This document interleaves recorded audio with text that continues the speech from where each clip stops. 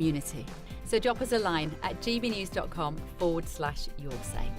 There you can talk to each other and also to the presenters live on air. gbnews.com/yoursay, because GB News is your channel, Britain's news channel. From the school run to the home run, watch a new show for all of Britain. He can say whatever he wants. A straight-talking show where all voices are heard. And, you know, when are we going to stop talking about smashing the gangs and actually do it? With the stories that matter from every part of our country. There's a bit of a crash landing there for your Chancellor. Bold, fearless and standing up for you. That's me, Martin Daubney, 3 p.m. till 6 p.m, weekdays, here only on GB News. The People's Channel, Britain's news channel.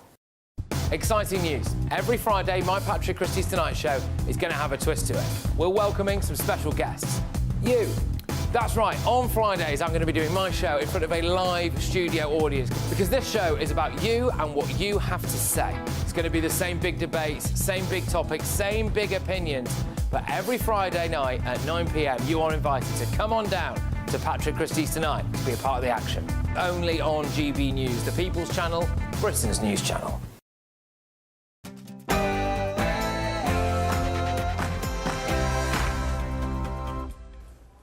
Well, that's it from me here, but we are going to go over right now to The Late Show Live with the wonderful Bev Turner. Bev, thank you so much for sharing that really sweet moment earlier, can I just say, about the John Lewis advert. You set me off, you set off the staff here off as well, and yeah, it's very touching, wasn't it, I think?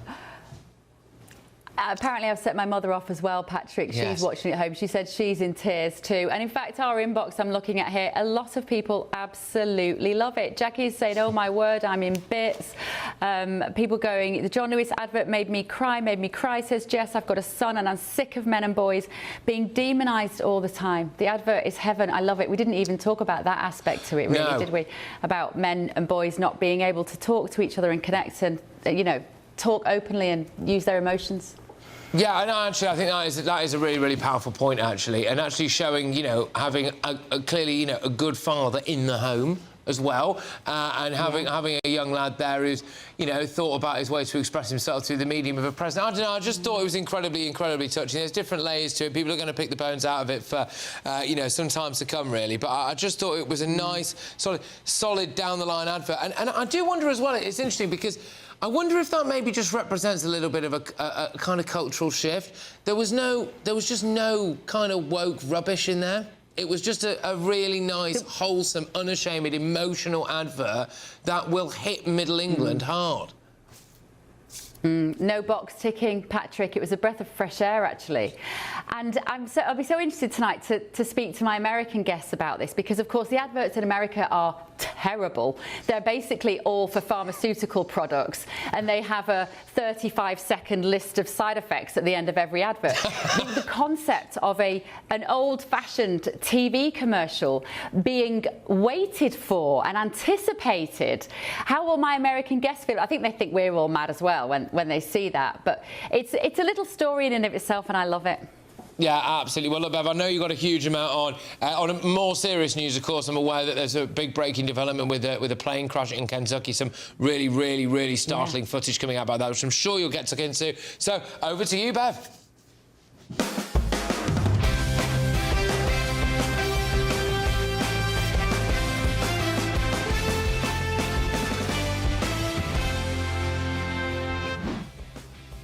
On The Late Show Live tonight.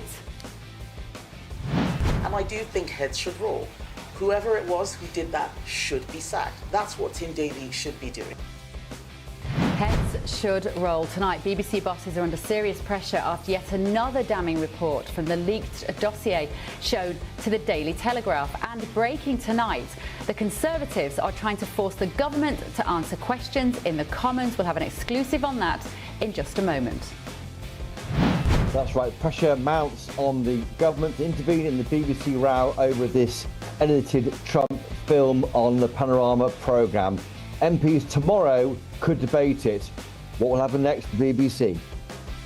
I want to thank the American people for the extraordinary honor of being elected your 47th president and your 45th president. happy anniversary to President Trump. It's 1 year since he won a historic second term. And tonight he faces his first major popularity test with several countrywide elections. Also, my administration will be Donald Trump's worst night. so polls critically are moments away from closing in New York City as the socialist Zoran Mamdani looks set to become its controversial new leader. Also, we're going to head to Brazil, where Prince William has delivered a major speech just moments ago. And there for us is royal correspondent Cameron Walker. Cameron. I am indeed, Bev, and Prince William in that speech unveiled a new package of support for local people fighting to protect the Amazon rainforest. Meanwhile, I'm live.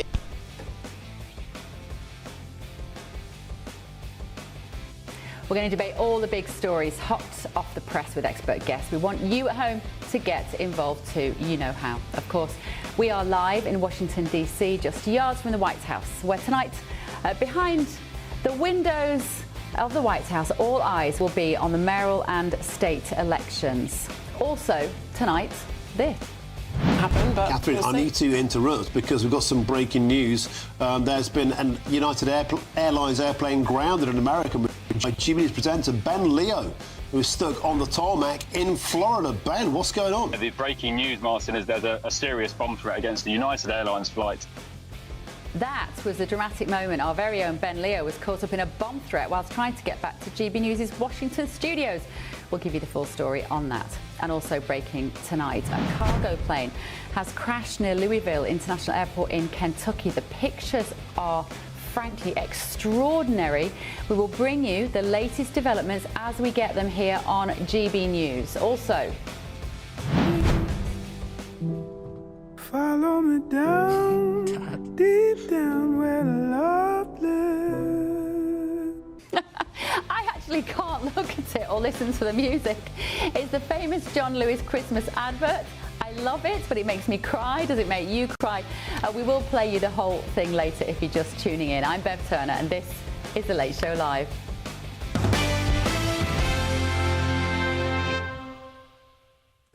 We're also going to have Paul Cox in London, and my DC-based panel will be with me all evening. Stephen Kent and Mally Smith are here with me. And Mally, you just put your arm out to me then as you felt me start to go. I might need shoulders to cry on tonight, gentlemen, so I'm very glad. We're here for that. Marvellous. Right, the main story of the night. The BBC is scrambling around right now to justify its existence. MPs have risen to the corporation, demanding answers to this doctoring of a Donald Trump speech. We're going to walk down to the Capitol, and I'll be there with you, and we fight. We fight like hell. We're going to walk down to the Capitol, and we're going to cheer on our brave senators and congressmen and women. So just when they thought it couldn't get any worse, earlier today, The Telegraph dropped another bombshell. In April and June 2024, the BBC published two stories about the discovery of mass graves at Al Nasser and Al Shifa hospitals in Gaza. According to the internal BBC dossier, the articles strongly implied that Israeli forces had buried bodies at both sites prior to withdrawing from the area. The articles also mentioned alleged evidence of war crimes, including bodies found with their hands tied and gunshot wounds to their heads. But the BBC's own editorial standards committee was told that this narrative was wrong. The memo says that the most likely explanation is that the mass graves were dug by Palestinians themselves, and the people buried there had died or been killed prior to the arrival of the Israeli ground forces. So, the BBC made a mistake. Well, perhaps. But the committee argues that the broadcaster knew that Palestinians were burying their dead at these sites before the Israeli raids. Several months earlier, the BBC itself reported on Palestinians digging mass graves, and geolocation clearly places the two burial sites in roughly the same area. We're going to They're walk doing down such a great job on this. to the Well, Capitol. Chairwoman of the Culture, Media and Sport Committee, Dame Caroline Dinenage, has written saying to the BBC, saying that it has a serious question to answer, and the corporation said it will respond to the letter directly rather than publicly. But this, plus the potential for Donald Trump to sue them, as he has done with other TV networks, the BBC is today under some serious pressure. And today, former Home Secretary Suella Braverman told GB News this.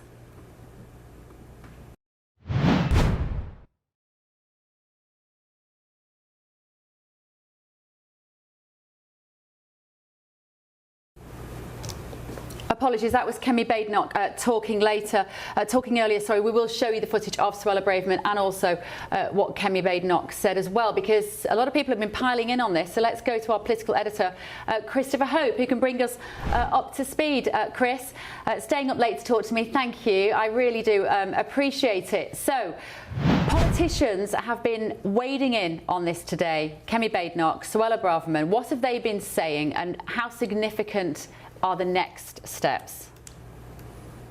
Hi, Bevan. It's great to see you in Washington. That's right. Pressure is really growing right now on the BBC to take further action. Now, Number 10 today has told us this. They've said that Lisa Nandy, the Culture Secretary, has got a copy of the dossier.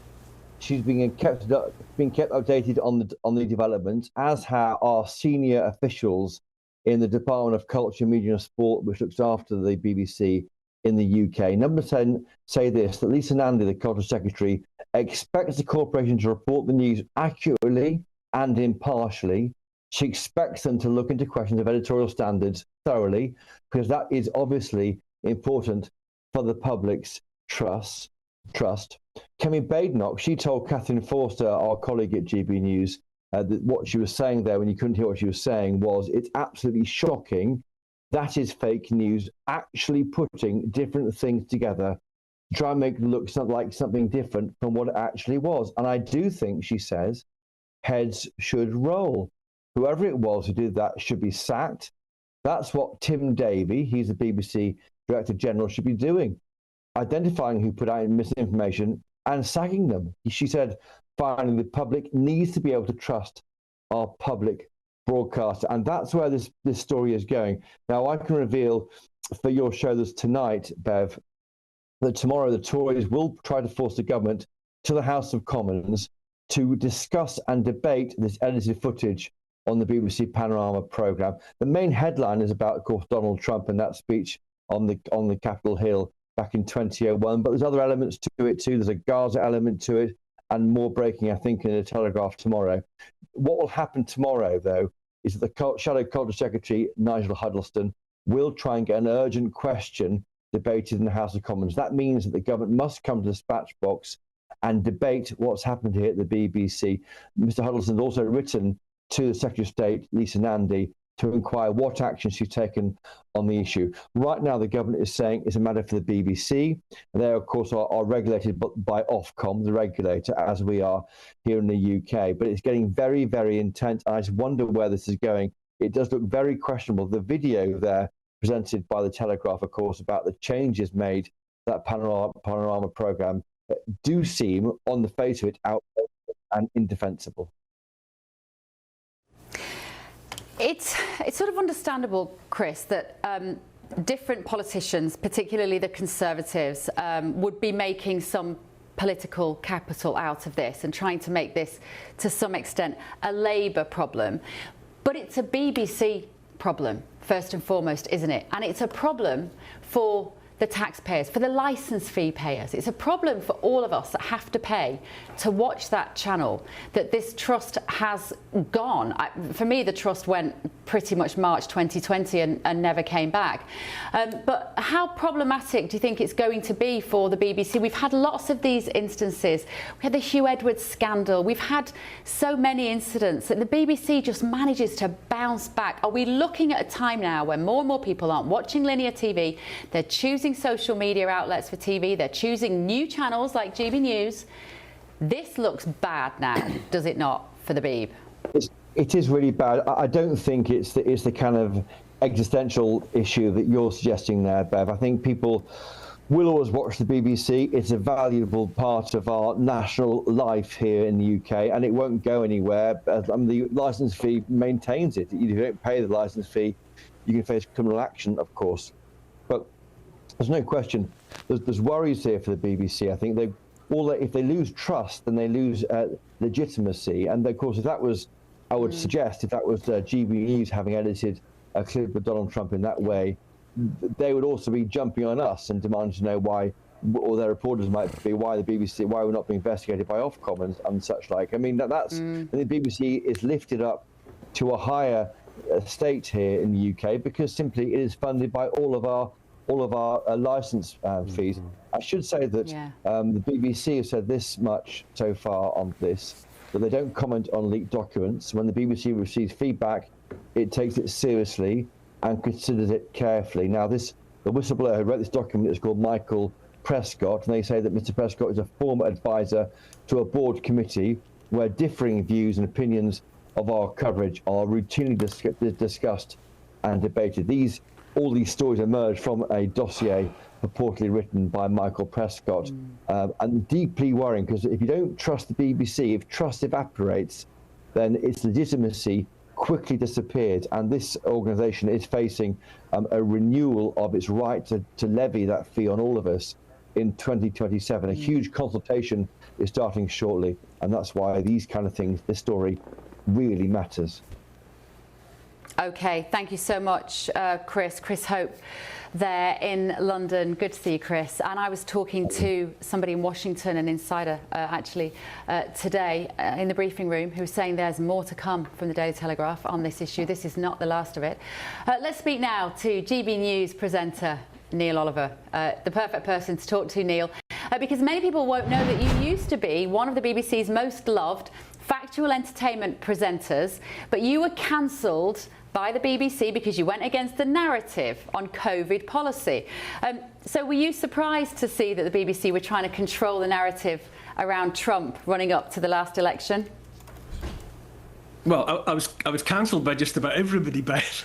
the BBC would have to get in line and take a ticket for that one. But was I surprised? No, I think that there's almost an exercise in futility here. I think others, yourself, you've already touched on it. No one's watching mainstream news outlets, the BBC included. I mean, I've seen a figure of 20% of the population maybe watch and trust what comes out of mainstream outlets like the BBC. They're talking to themselves. You know, and when I say an exercise in futility, it's not just the BBC. We've got the most unpopular government possibly ever. And the whole of Parliament, Westminster, the same feeling is there. They just talk to themselves. No one is listening to them. And now, you know, the national broadcaster, it says what it says. It turns out that it's been faking propaganda, you know, to try and damage the leader of the free world, which, you know, is a bold move. And obviously, you know, I mean, it almost goes without saying that it should be in a rational world game over. You know, when you pontificate about being fair and impartial, you tax your audience to the tune of billions for the privilege, you posture really as some sort of avatar for Britain itself, and then you get caught doing something like this. It ought to be game over. You know, I was going to say that the BBC have dug their own graves with this sort of behaviour, but, you know, really, frankly, you know, someone ought to bring a hammer and nail the coffin shut. But we know that that's not going to happen. The BBC will just linger around like something else unflushable. But while I've got you, Bev, I would have to say, I think it's what you touched on it yourself. You know, observe how the mainstream media and everyone else is in a right old froth about the BBC doing this, and rightly so. But what about the years, literally years, of the BBC spouting, well, frankly, lies about a deadly virus, about safe and effective jabs? Well, exactly. Do we just forget all of that? Well, I think what I've sort of learned over the last 5 years is that perhaps this level of misinformation from the BBC was always happening. We just weren't alert to it. We just didn't get it. We just We trusted them. We believed they had our best interests at heart, Neil. And so it's been a massive wake-up call. But do you know what? When I'm here in Washington and I talk to people, American people here, and they hear my accent, and they say, oh, we love the BBC. We trust the BBC. There are still people who see, as you say, this avatar for the country. I mean, GB News is making quite a big dent in that, to be fair, which I'm quite proud to play a part in that, and as do you, massively online. You are a figurehead for GB News all across the world. But actually, the BBC should be crumbling because it deserves to crumble right now. It does. It almost deserves what I think is happening to it, though, in that it is ending up on its own in an empty room, talking to no one. You know, it's almost being sent to perdition, really, by the viewers who are simply not viewing. As you and others are pointing out, the audience that is interested, the audience that's connected to what's going on, has already long since sought alternative sources of truth. You know, I mean, you know, remember, I keep on thinking about Jacinda Ardern, you know, in her stint in New Zealand, and she had the temerity to say that the government would be the New Zealanders' only source of truth. You know, this mythology, this comic arrogance. I want to bring in Neil. So, listening to this is John Mayer, who is a former BBC current affairs producer. Let's bring John into this debate because, John, maybe you're prepared to put up a defence of the BBC in this discussion, that we are wrong and the BBC can be trusted, could be trusted and should be trusted. John? Now, when Neil was a serious broadcaster and did very good programmes like Coast, you know, which I loved, was he ever edited? Did they broadcast an hour of Neil talking in Coast? You know, does he know what editing involves? Editing involves picking this, picking that, and putting it together. It happens in press, happens in books, happens in TV. So, you know, you're just using this to bash the BBC. I mean, I can't defend something that's 40 minutes apart. But, you know, the BBC is a great national broadcaster, and let's salute it. Hang on. Neil, I think there's probably a difference between... Go on, Neil, you answer that. Everyone edits material. Of course they do. You know, I would film, as everyone does, you know, for a day, and that would come down into a few minutes worth of actually broadcast television. But never at any point was the entire gist, the entire thrust of what I had said turned inside out and on its head in the edit suite, because if it ever had done, I would have had something to say about it. This is crucially different. The people, the licence payers and everyone else watching the content are entitled to think, I am asking a person I've been told to trust to tell me what that man said while he was standing there in that place. And you would be entitled to get a fair reflection back of what he said. As it turned out, Donald Trump said to his audience that they should go to the Capitol and be supportive and clap and be warm and benign. And the BBC or the Panorama programme edited that so that it sounded as though he was inciting a riot. That is very different from editing down a chunk of content into something that can be broadcast in the time available. Motivation. Why did the BBC do this malicious thing? I mean, Donald Trump did incite his people to go to the Capitol. All right, he took a long time to do it. But, you know, they did what he said, and they went up to the Capitol, and they behaved in a disgusting way. You know, nothing wrong in saying that. Every programme is edited. Hang on, John. No, hang on. But he didn't do that. He's never been found guilty of doing that. And he didn't do that. So you, as someone from the BBC, are still saying he did that. We've literally just shown you the evidence of how the public were misled on that, John. Of time before Trump was found guilty of that, you know, a matter of time and the electorate. But Trump did incite, you know. Let's not mince words. He did incite. So I mean, all right, it was probably unfairly edited, but the BBC strives to edit fairly. Now, I'd shock me if I told him that in the bad old days in the BBC, you know, people used to really violently. There's one very famous producer who on a German interview got all the yards replaced by nines. Right, so where the interviewer said, yeah, well, replaced by that. Now, that can never happen today, and it should never happen. But the other thing is, the BBC needs to come clean. if it's mucked up on this, he should put his hands up and say, "We're sorry, we did that." Head or roll. Continuing to say on behalf of the sorry, Neil, go on. that Donald Trump deliberately incited riot, is plain wrong. You know, there was an attempt was made to create that impression, but Donald Trump was never convicted of having done so. And to perpetuate that myth now just underlines the problem with the BBC. Problem that it's all full of lefties, conspiracy theorists, or what?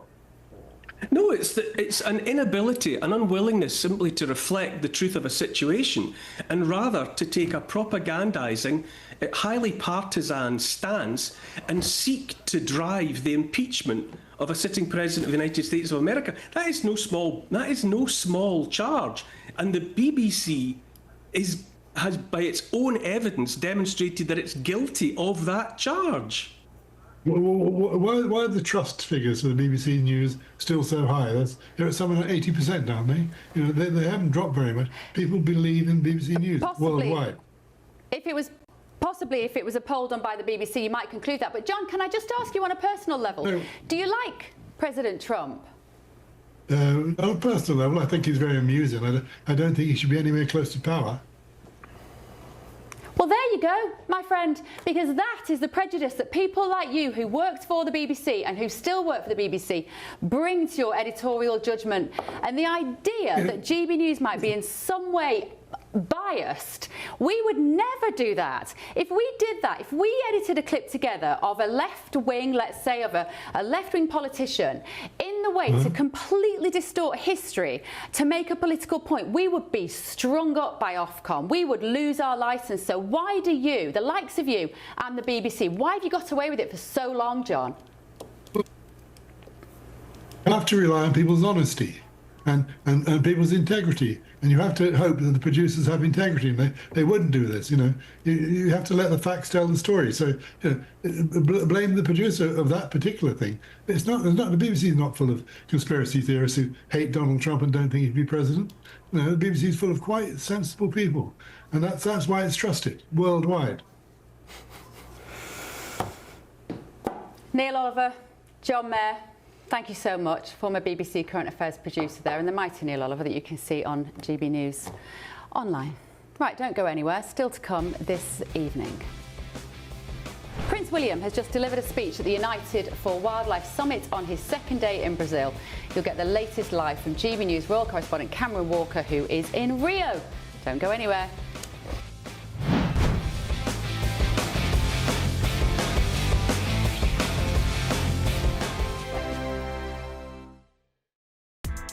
Join me, Nana Akwe, for an informative, interactive news programme with a difference.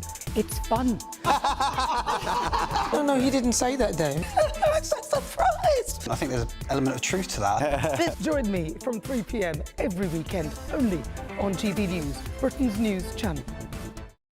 Hi, I'm Michelle Dewberry, and my show is your opportunity to cut through all the noise and dive in headfirst to some robust debates. Ideas clash. Situation, isn't it? Because the failure is... You're deliberately avoiding my point. Nothing's held back. And if you think this is the end of it, wait for more. And we do not shy away from the difficult stuff. Sometimes I want to shake people and say, if only you understood. So join me on Jubes & Co. weeknights at 6 p.m, only on GB News, Britain's news channel. Britain was once the envy of the world, but look around. A nation that no longer knows what it is or where it's going. A country that's broken. How do we fix Britain? How do we bring it back? Friday night with Matt Goodwin at 8 p.m, only on GB News. Mornings don't have to be tiresome, especially if you have the right company. Wake up to news as it happens, opinion and debate, and of course, a little bit of entertainment too. Because when the kettle's on, we're on. That's Breakfast on GB News, a show worth waking up for. Every morning from 6 a.m. Only on the People's Channel, Britain's news channel. We'll spread the news, you spread the word. From the school run to the home run, watch a new show for all of Britain. So he can say whatever he wants. A straight-talking show where all voices are heard. And, you know, when are we going to stop talking about smashing the gangs and actually do it? With the stories that matter from every part of our country. There's a bit of a crash landing there for your Chancellor. Bold, fearless and standing up for you. That's me, Martin Daubney, 3 p.m. till 6 p.m. weekdays here only on GB News. The People's Channel, Britain's news channel. In the GB Newsroom, we bring you the news as it happens. With our team of dedicated journalists across the UK, we're ready to keep you up to date with what's happening every half an hour, every single day. Bulletins here on GB News. The People's Channel, Britain's news channel. Westminster's full of talk, but out here, it's the real world. Am I allowed to talk then? No, that's it. This is where it matters, real people and real lives. That's what politics is all about. The fact has Trump made a good start? No. Straight answers, no spin, and just a couple of pints. How many fingers have I got up? About 10. So join me for Lee Anderson's Real World every Friday at 7 p.m. only on GB News. The People's Channel, Britain's news channel.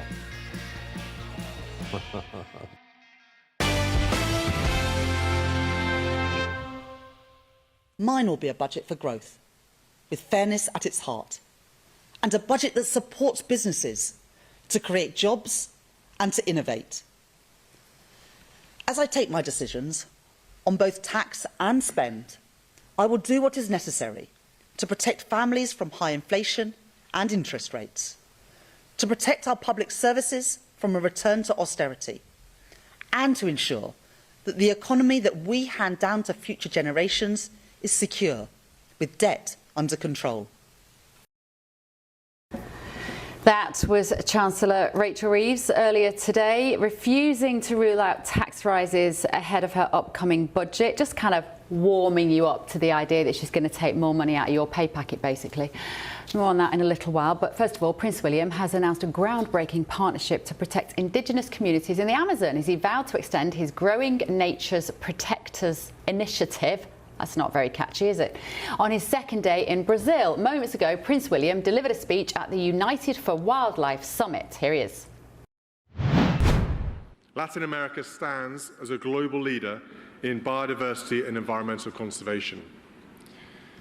The region is home to the world's largest tropical rainforest, and from the Andes to the Atlantic forest, Latin America harbours some of the most biodiverse ecosystems on Earth. Ecosystems that are irreplaceable. As the host of COP30, Brazil will play a crucial role in shaping the world's response to nature loss at this decisive moment. Let's go now to our very own royal correspondent Cameron Walker for the latest from Rio de Janeiro. Cameron, I think you were stood on the beach just moments ago. I could see the waves lapping in the background. Oh, and there you are. It looks absolutely heavenly, Cameron. And of course, this is the planet that Prince William is wanting to save. Has he done a good job out there of winning over the public?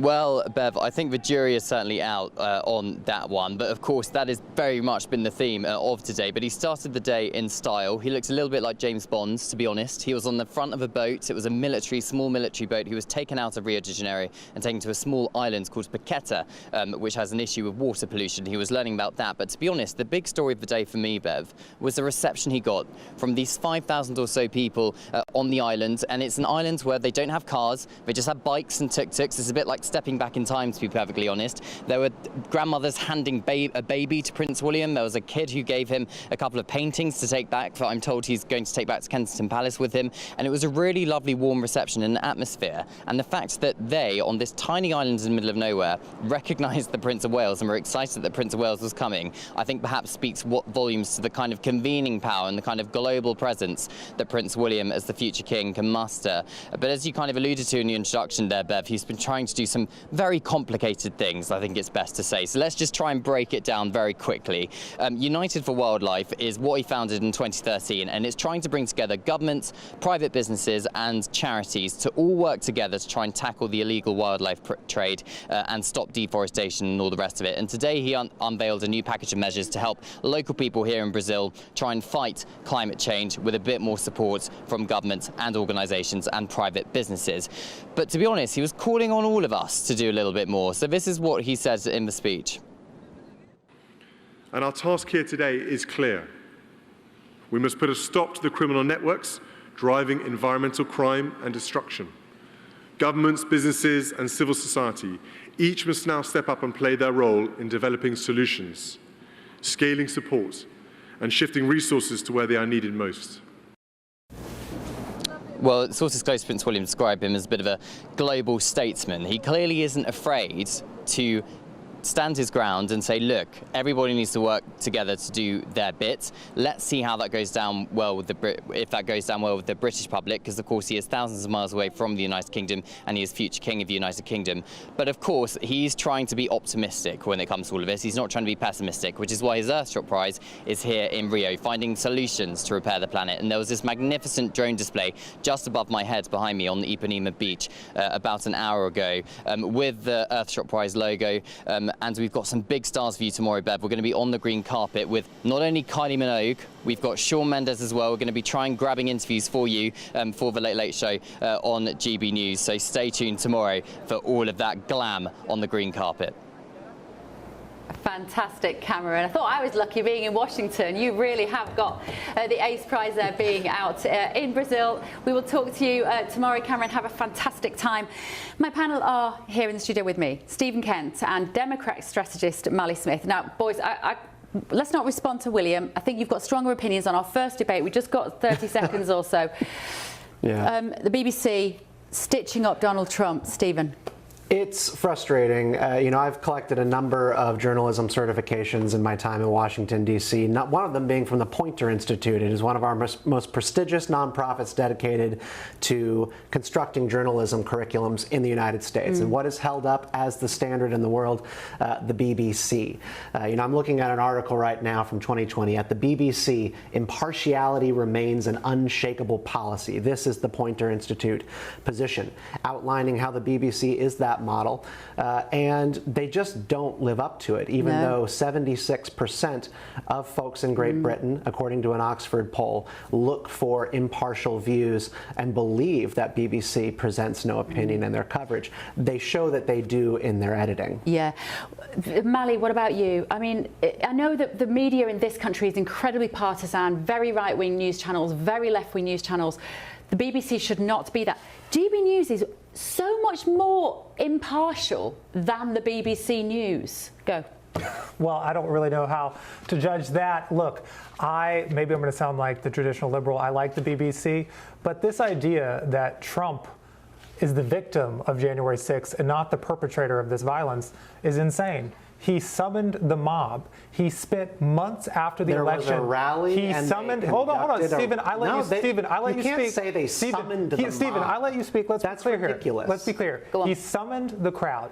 He pointed them. You can't summon crowds in Washington D.C. anymore. Let him finish. Go on. I don't interrupt you. How about you practice the same there, Stephen? Come on. He summoned the crowd. He sent them to the Capitol. He said he'd walk with them. That's a promise he didn't keep. After they committed acts of violence, he then later said, while he was running for president again, that he would pardon them. We were told by many of his advisors, no, he's not going to pardon the violent ones. He then went and did just that, did a blanket pardon. Ask his vice president, Mike Pence, if he thought it was a day of violence or it was a day of patriotism like Trump says. This is an incredibly disingenuous attempt. This has nothing to do with BBC's editing.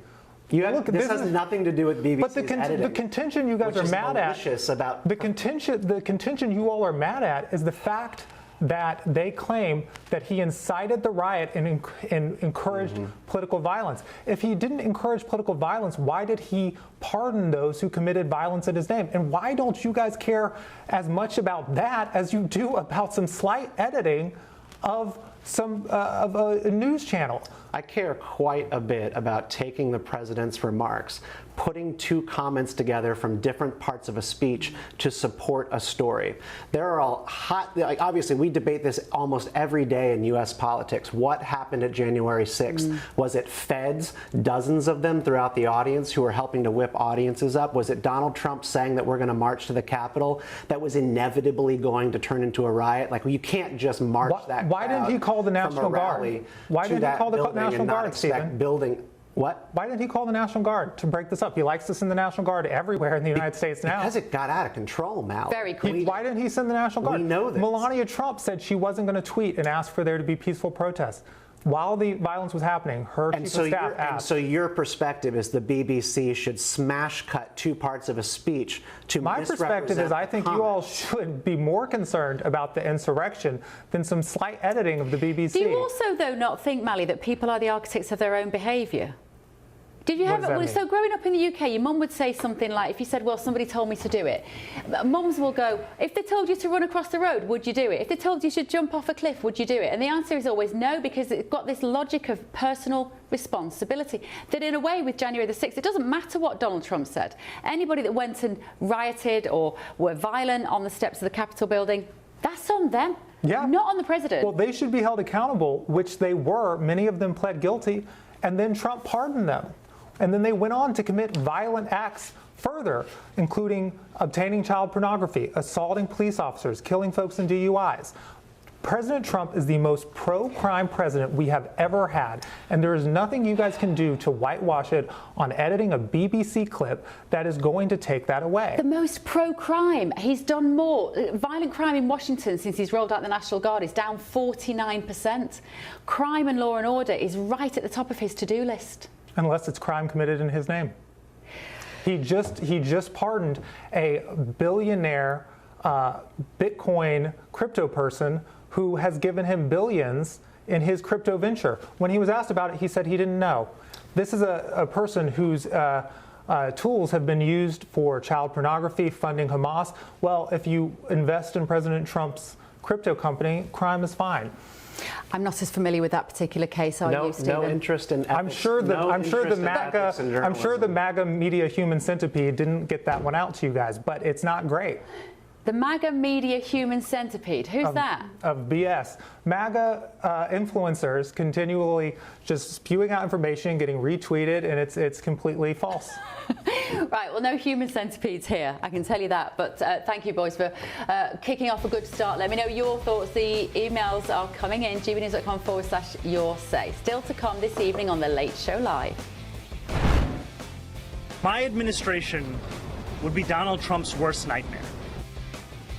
Voters have taken to the polls in New York today to elect a new mayor. President Trump urged residents to vote for Cuomo instead of frontrunner Mamdani, who Trump describes as a communist. And also this. I, Donald John Trump, do solemnly swear that I will faithfully execute the office of President of the United States. The office of President of the United States. That was the inauguration in January, of course, but it is exactly 1 year today since President Trump assumed office for his second term. We're going to be reflecting on what he's achieved so far and what's to come. Also tonight, former US Vice President Dick Cheney has died at the age of 84. Ex-President George W. Bush calls it a loss to the nation and a sorrow to his friends. This is The Late Show Live, only on GB News.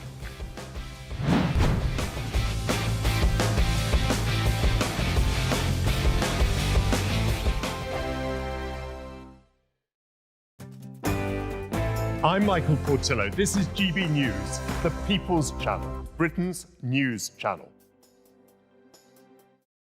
Westminster, the ultimate clique. And you're fighting like rats in a sack. But here on the Camilla Tominey Show, we ask the questions the establishment media is too scared to ask. OK, let me ask you a straight question, because I know you're a straight-talking politician. Whether it's net zero, illegal immigration or law and order, nothing is off limits. You had the power then.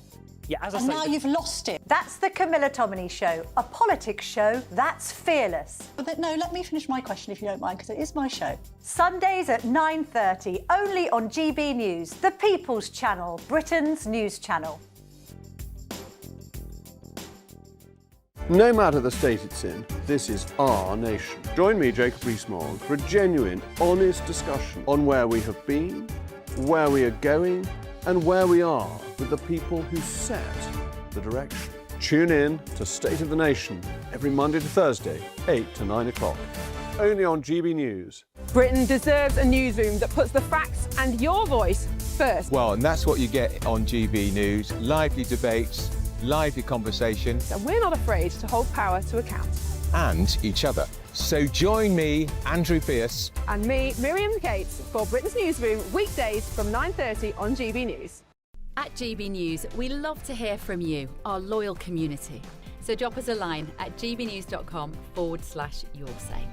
There you can talk to each other and also to the presenters live on air. gbnews.com/yoursay, because GB News is your channel, Britain's news channel. Westminster's full of talk, but out here, it's the real world. Am I allowed to talk No, now? that's it. This is where it matters, real people and real lives. That's what politics is all about. In fact, has Trump made a good start? No. Straight answers, no spin, and just a couple of pints. How many fingers have I got up? About 10. So join me for Lee Anderson's Real World every Friday at 7 p.m. only on GB News. The People's Channel, Britain's news channel. From the school run to the home run, watch a new show for all of Britain. He can say whatever he wants. A straight talking show where all voices are heard. And, you know, when are we going to stop talking about smashing the gangs and actually do it? With the stories that matter from every part of our country. There's a bit of a crash landing there for your Chancellor. Bold, fearless and standing up for you. That's me, Martin Daubney, 3 p.m. till 6 p.m. weekdays here only on GB News. The People's Channel, Britain's news channel. I'm Stephen Dixon, and thanks for joining us on GB News, Britain's news channel.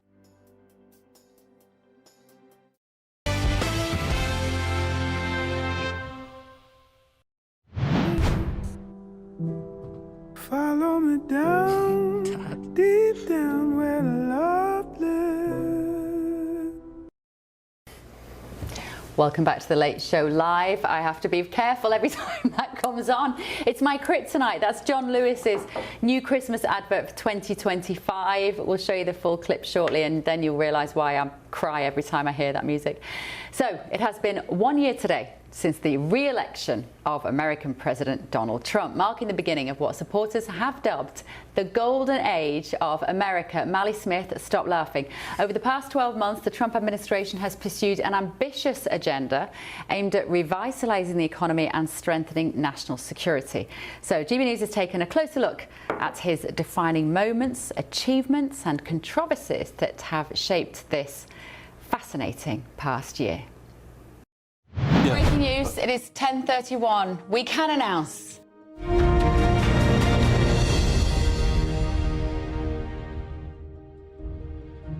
It's an historic moment. The 47th President of the United States is Donald J. Trump. Just hours after he was sworn into his second term, Trump signed a number of controversial executive orders, including withdrawing America from the Paris Climate Agreement, banning people-born male from women's sports, and renaming the Gulf of Mexico the Gulf of America. Shortly after, the president strode confidently onto the international stage. In a move that sent shockwaves through the financial markets, he began imposing trading tariffs on his closest allies. For decades, our country has been looted, pillaged, raped, and plundered by nations near and far. You think of European Union, very friendly. They rip us off. It's so sad to see. In a bid to avoid being hit by tariffs, Sir Keir Starmer headed to America for a meeting with President Trump, offered him a state visit invitation, and urged him not to abandon Ukraine in its fight against Russia. This is a letter from His Majesty the King. It's an invitation for a second state visit. The following day, Volodymyr Zelensky met with Trump at the White House, but the two leaders had a very public spat. Not in a good position. You don't have the cards right now. With us, you start having cards. But right now, you don't. You're playing cards. You're playing cards. You're gambling with the lives of millions of people. In May, Trump and Elon Musk's relationship soured after the president brought the billionaire into his inner circle, tapping him to lead the new Department of Government Efficiency. Their cosy alliance turned icy fast. In July, Trump popped over to Scotland to open his new golf course. GB News exposed the gap between both countries on issues such as illegal migration. What's your advice on the small boats crisis, Mr. President? How would you deal with it? It's about boats coming over the channel, so we're taking a lot of action to stop people coming over the channel who shouldn't be here. We had 0 people come into the country, 0, other than coming through legal means. And free speech. We're going to have for our Prime Minister about free speech. It's very important for people here. Well, it is, but I like your Prime Minister. He's slightly more liberal than I am, as you've probably heard. But he's a good man. He got a trade deal done. With Trump reiterating his dislike of London Mayor Sadiq Khan. I'm not a fan of your mayor. Why not? I think he's done a terrible job. A nasty person. I think he's a friend of mine. The president also gave a little nod to GB News and yours truly. We have a lot of unhappy. Who are you with? Because you're asking such nice questions. Sorry, GB News. Bev Turner from GB News. Very good. We have a lot. His love of the UK was on display again in September's state visit with First Lady Melania accompanying her husband. They were welcomed by King Charles, Queen Camilla, William and Kate at Windsor Castle.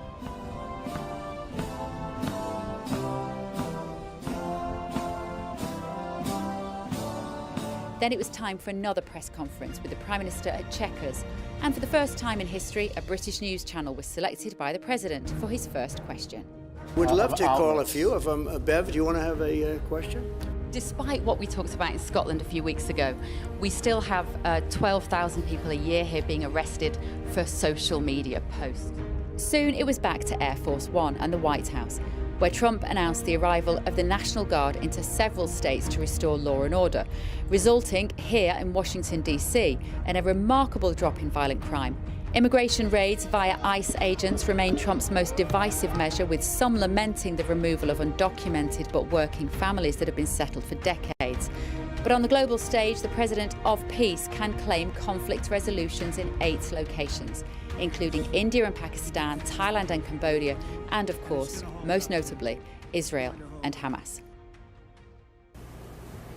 So it has been quite the year for Donald Trump. Let me ask my panel, Stephen, what do you think Trump's greatest achievements of this year have been? I mean, he's obviously only got the job in January, but elected today, a year ago.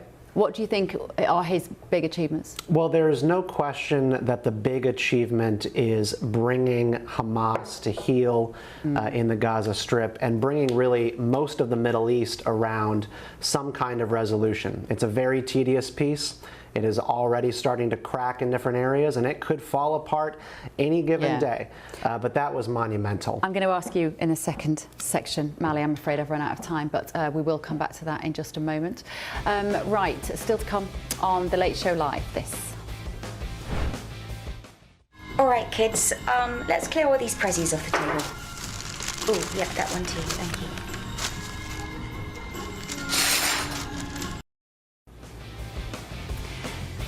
So John Lewis has come out with his 2025 Christmas advert.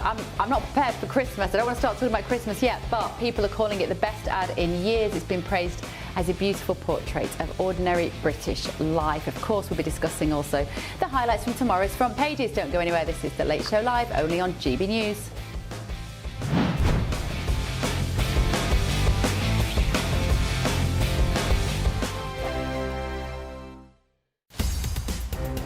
GB Newsroom, we bring you the news as it happens. With our team of dedicated journalists across the UK, we're ready to keep you up to date with what's happening every half an hour, every single day. Bulletins here on GB News, the People's Channel, Britain's news channel.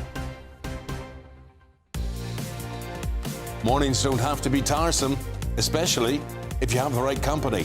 Wake up to news as it happens, opinion and debate, and of course, a little bit of entertainment too. Because when the kettle's on, we're on. That's Breakfast on GB News, a show worth waking up for. Every morning from 6 a.m. Only on the People's Channel, Britain's news channel. We'll spread the news, you spread the word. Westminster's full of talk, but out here, it's the real world. Am I allowed to talk now? No, that's it.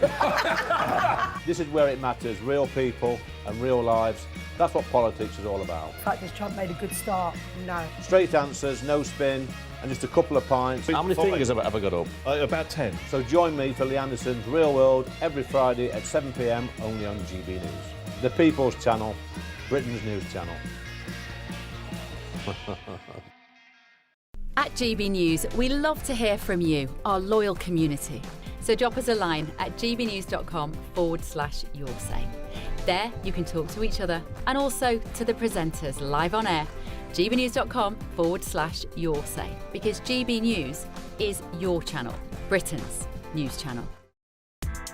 Join me, Nana Akweer, for an informative, interactive news programme with a difference. It's fun. No, he didn't say that, Dave. I'm so surprised. I think there's an element of truth to that. Join me from 3 p.m. every weekend, only on GB News, Britain's news channel.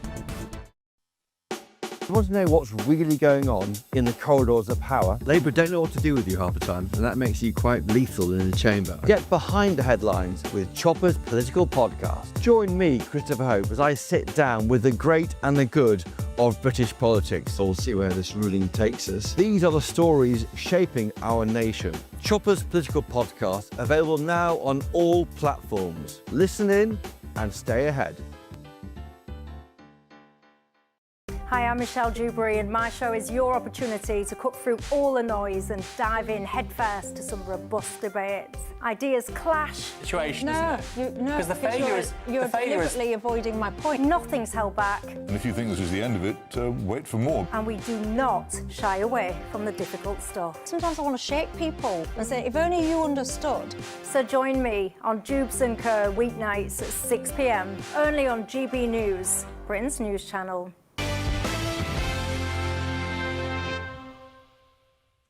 Welcome back to The Late Show Live. I am Bev Turner. Let's go to London now to talk to comedian Paul Cox in our London studio. Paul, just before the break, we were talking about the fact that it's 1 year today since Donald Trump's won that election, historic second term.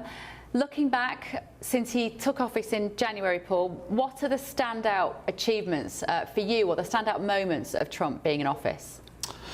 I remember sat up all night watching the GB News coverage of that just a year ago, Bev, and I was very pleased that Donald Trump, much like Mally would have been very pleased that Donald Trump got in again. But ICE stands out for me. Rude. Rude. Hello, Mally. How you doing? I think you've been rude tonight, Mally. Don't talk like that in front of Bev. Thank you very much. But I think ICE has stood out. ICE has stood out for me because we have this problem in our country with illegal immigration and overpopulation, and we have a crime epidemic that was related to it. It's not all of our crime, but it's crime we've imported. And seeing what he's been able to do through ICE and been able to stop all of the immigration on the Mexican border has been quite something to see from our perspective, I think, Bev. Yeah, hasn't it? I think so. Let me bring my panel in then briefly. Mally, do you want to respond? Because I didn't get your take on how you feel Donald Trump has done, quickly. Well, surprise, surprise. I do not think he's done a great job, but I don't know what, I think has been more successful, whether it's him releasing the Epstein files. Wait, he didn't do that. Whether it's the rip-roaring job growth he said he would create. Actually, the job growth has been so bad, he's fired the labor commissioner, or maybe it's getting inflation down. Wait, actually inflation is up. So he has a list of accomplishments he could talk about, but unfortunately, those would all just be in his imagination. Well, let me tell you what Caroline Levitt said today, the press secretary at the briefing room. She boasted of the largest tax cuts to the middle classes, particularly on tips to waiters, deportation of illegals, taking on the drug cartels, deflating the Biden inflation crisis, pro-growth America First economic. Like you say, Paul, there's a lot in there that we wish we had in the UK fundamentally, and unleashing energy as well.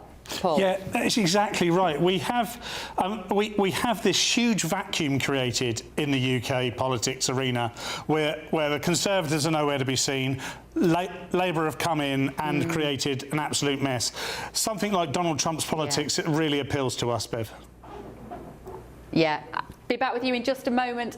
Paul, let me know your thoughts this evening. gbnews.com/yoursay. Stay with me.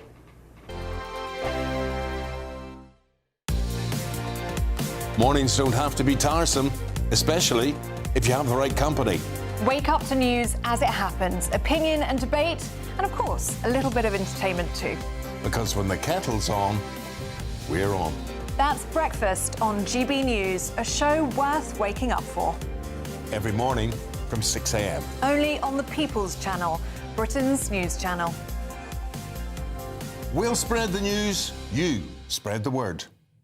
Hi, I'm Michelle Dewberry, and my show is your opportunity to cut through all the noise and dive in headfirst to some robust debates. Ideas clash. Situation, No, isn't it? no, Because the failure is you're deliberately avoiding my point. Nothing's held back, And if you think this is the end of it, wait for more. and we do not shy away from the difficult stuff. Sometimes I want to shake people and say, if only you understood. So join me on Jubes & Co weeknights at 6 p.m. only on GB News, Britain's news channel. Join me, Nana Akwe, for an informative, interactive news programme with a difference. It's fun. No, he didn't say that, Dave. I'm so surprised. I think there's an element of truth to that. Join me from 3 p.m. every weekend, only on GB News, Britain's news channel. At GB News, we love to hear from you, our loyal community. So drop us a line at gbnews.com/yoursay. There you can talk to each other and also to the presenters live on air. gbnews.com/yoursay, because GB News is your channel, Britain's news channel.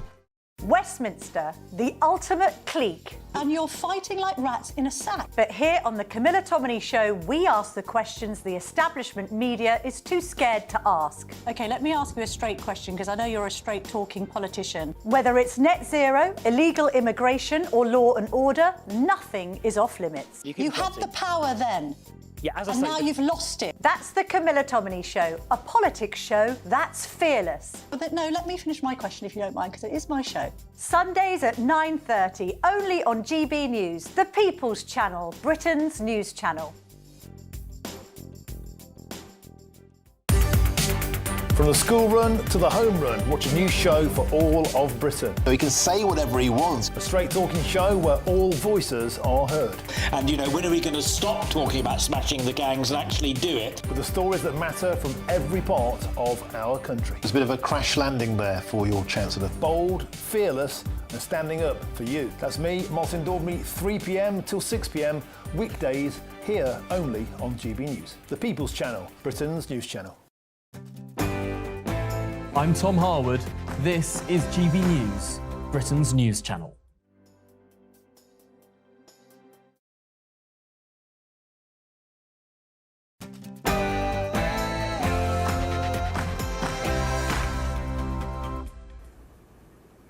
There are elections going on in certain states around America right now. One of them has just been called. We're going to be looking at that, and also that John Lewis advert. I'll get the tissues ready. Don't go anywhere.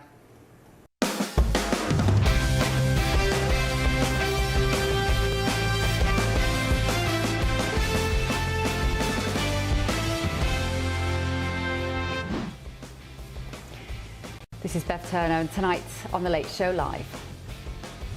And I do think heads should roll. Whoever it was who did that should be sacked. That's what Tim Daly should be doing. BBC bosses are under serious pressure after yet another damning report from the leaked dossier shown to The Telegraph. That was leader of the Conservatives, of course, Kemi Badenoch. And breaking tonight, the Conservatives are trying to force the government to answer questions on this in the Commons. Also, I want to thank the American people for the extraordinary honor of being elected your 47th president and your 45th president. happy anniversary to President Donald J. Trump. It's been 1 year since he won that historic second term. Tonight, he faces his first major popularity test with several elections around the country. Also tonight. My administration would be Donald Trump's worst nightmare. My administration with Donald Trump's worst nightmare. That is Zoran Mamdani, and he looks set to become the controversial new mayor of New York. People are voting as we speak. People across the city are already lining up to pack bars and to see the watch parties as those results come in. We will bring you anything as it breaks. Now, we're going to debate also all the big stories hot off the press with expert guests, and we want you to get involved at home too. Of course, we are live in Washington, D.C. We're just yards from the White House, where tonight, behind those windows, all eyes will be on the mayoral and state elections. Plus tonight, we have this. Catherine, I need to interrupt because we've got some breaking news. There's been an United Airlines airplane grounded in America by GB News presenter Ben Leo, who is stuck on the tarmac in Florida. Ben, what's going on? The breaking news, Martin, is there's a serious bomb threat against the United Airlines flight. That was a dramatic moment. Our very own Ben Leo was caught up in a bomb threat whilst trying to get back to GB News' Washington studios. We'll give you the lowdown on that. Also, breaking tonight, police and fire crews are responding to a major blaze. This is just enormous, just outside Louisville International Airport in Kentucky. Cops have also reported injuries at the scene of the explosion. We'll be bringing you more information. Also tonight, follow me down, deep down where love lives. it's an institution. The John Lewis Christmas advert this year, they've got it just right. I'm Bev Turner and this is The Late Show Live.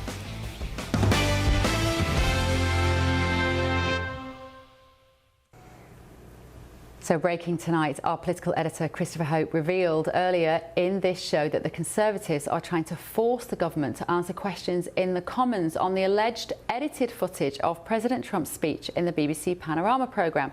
GB News understands that Shadow Culture Secretary Nigel Huddleston has tabled an urgent question into the controversy. MPs have written to the corporation demanding answers to this doctoring of a Donald Trump speech from 2021 that was shown just a week before the election in 2024. Have a look. We're going to walk down to the Capitol, and I'll be there with you, and we fight. We fight like hell. We're going to walk down to the Capitol, and we're going to cheer on our brave senators and congressmen and women. And earlier today, The Telegraph dropped another bombshell on the BBC. In April and June 2024, the BBC published two stories about the discovery of mass graves at Al Nasser and Al Shifa hospitals in Gaza. According to the internal BBC dossier, the articles strongly implied that Israeli forces had buried bodies at both sites prior to withdrawing from the area. The articles also mentioned alleged evidence of war crimes, including bodies found with their hands tied and gunshot wounds to their heads. But the BBC's own editorial standards committee was told that this narrative was wrong. The memo says that the most likely explanation is that the mass graves were dug by Palestinians themselves and the people buried there had died or been killed prior to the arrival of the Israeli ground forces. So, the BBC made a mistake. Well, perhaps. But the committee argues that the broadcaster knew that Palestinians were burying their dead at these sites before the Israeli raids. Several months earlier, the BBC itself reported on Palestinians digging mass graves, and geolocation clearly places the two burial sites in roughly the same area. So Chairwoman of the Culture, Media and Sport Committee, Dame Caroline Dinenage, has written to the BBC saying it has serious questions to answer. Now, the corporation have said it will respond to the letter directly. So let's speak now to the former head of religion and ethics at the BBC, Akhil Ahmed, and media lawyer Jonathan Coad. Jonathan, if I can come to you first, I read a piece that you wrote raising questions about why the Trump administration didn't draw attention to this sooner, Jonathan, because of course it's a year now since it's transmitted, which means what in terms of litigation? Well, I am mystified by this. As we know, Donald Trump has not hesitated to get engaged with lawyers to protect his reputation, and you'd think that in these circumstances where something quite seriously and obviously untrue, as we now know, has been said about, and he hasn't got lawyered up in the past. Now, the limitation period for the obvious claim, which is defamation, is a year. But the piece that I wrote earlier, I've done a bit of research. There is an exception, according to the 1996 Act, which set the 12-month limitation period, which essentially means that if you didn't know that the publication took place and you weren't negligent about finding it out, then it's possible for the court to set the limitation period aside. So theoretically, he does have a defamation claim against the BBC. Interesting. Now, Akhil Ahmed, let me bring you in as the former head of religion and ethics at the BBC. There has long been noise online, social media, that the BBC was depicting the conflict in the Middle East in a way that was more sympathetic to Hamas than it was to Benjamin Netanyahu and the Israelis. Does this report confirm that that suspicion was true? No, I don't think it does in any way, because, I mean, you could argue on the other side, they argued the same thing as well, to be honest with you. I think what this shows is that mistakes are being made constantly in that particular war, because it's very hard to kind of like be a journalist on the ground. You're not allowed into Gaza. So mistakes have been made. Actually, I get caught, the BBC is accused of being pro-Israeli. I mean, the fact of the matter is, I think it's a very, I mean, as somebody who's actually walked in war zones over the years, this is one of the most hardest things I can imagine you can try and do. You can't verify half the time what's going on. You can verify after the event, but the fact of the matter is we're living in a time where people are expecting news in 24-hour circles.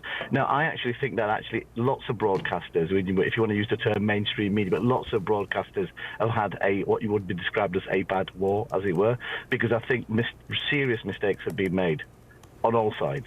And I think let's talk about Sorry to interrupt you, Akhil. I think there's a lot of truth, actually, in what you've just said there, is that the first casualty of war is often truth, as they say. Yeah. But actually, on the Donald Trump issue, that is very different. That is an edit process. Somebody has decided to splice together two parts of a speech to depict and to cast Donald Trump as somebody that, frankly, he wasn't on that day. He wasn't calling to go down and fight on the Capitol.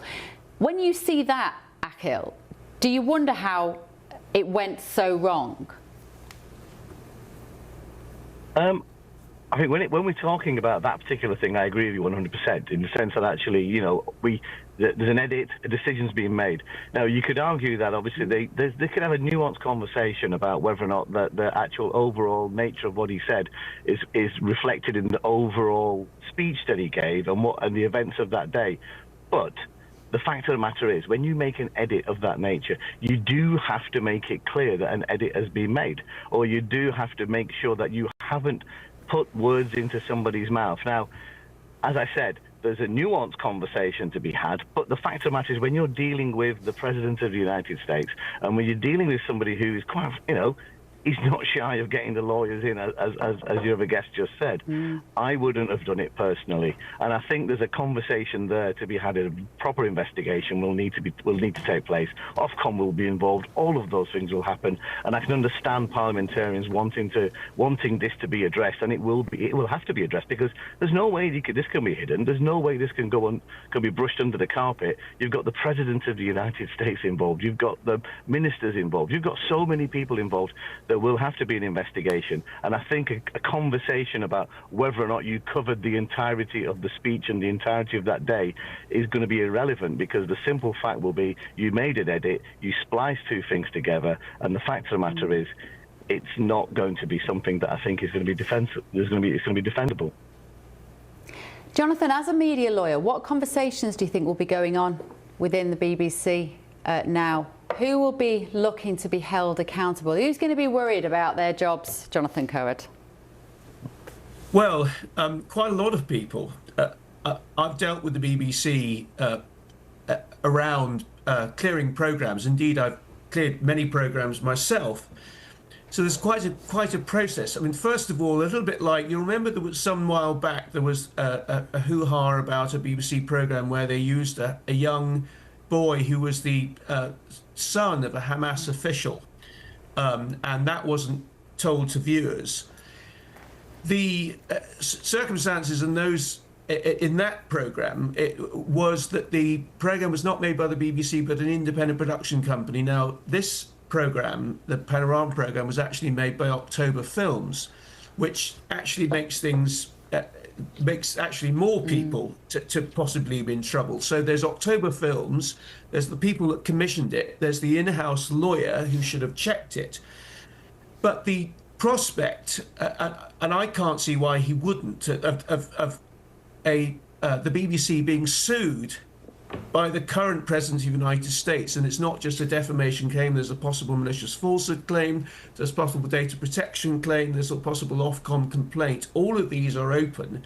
The BBC being taken on by an angry president is likely to drag fear and dread in the BBC. And one other thing, you may remember back in 2017, the Daily Mail made a suggestion that Melania Trump had somehow been a call girl or something like that. Now she's sued. Yeah. So there is a precedent for the Trump family going to the law. And my own view, much as I love the BBC, is that it's appropriate, because I respectfully disagree with Mr. Ahmed. There's more than just this example of the BBC being selective about what it says about the Gaza war, and in those circumstances I think they should be held to account. Akhil, there's never been such low trust in the BBC as there is in 2025. How do they build it back? Well, I think there's low trust across most news organisations, what we would call mainstream news organisations around the world, particularly with young people as well. And I think with the advent of social media and how people are used to getting things in what you would call as silo kind of like information, then I think it's very hard for you to get it back in that respect. I think what we're seeing here is not that there's a breakdown necessarily in trust in one organisation. There's a breakdown in trust in how people perceive news to be these days. And I think for people of a certain age, I don't think they are going to get it back. Actually, I don't mean that in a kind of like a way that there's nothing they can do. I just think that it's very difficult to get it back because people consume their news in different ways now than we used to do. When I was working in the BBC newsroom all those years ago, there was about 2 or 3 people that you got your news from. Now there are thousands and thousands, and I think people have a different perception about what they think to be news or who can deliver the news for you now. And I think that it's going to be very hard for any organisation like that to get it.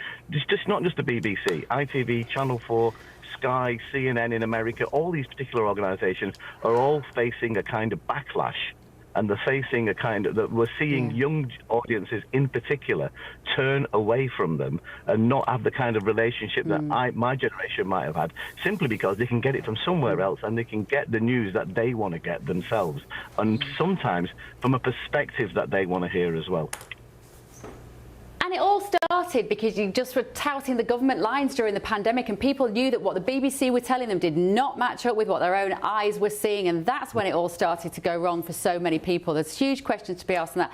And all I will say, gentlemen, is we are GB News, and you are welcome, because now that people are moving away from BBC News, GB News is beating Sky and the BBC News every month now for 4 months, and it's a pleasure to have you both on to share in our success. Akhil Ahmed there, former head of religion and ethics at the BBC, and media lawyer Jonathan Cohen. Have you back on again soon.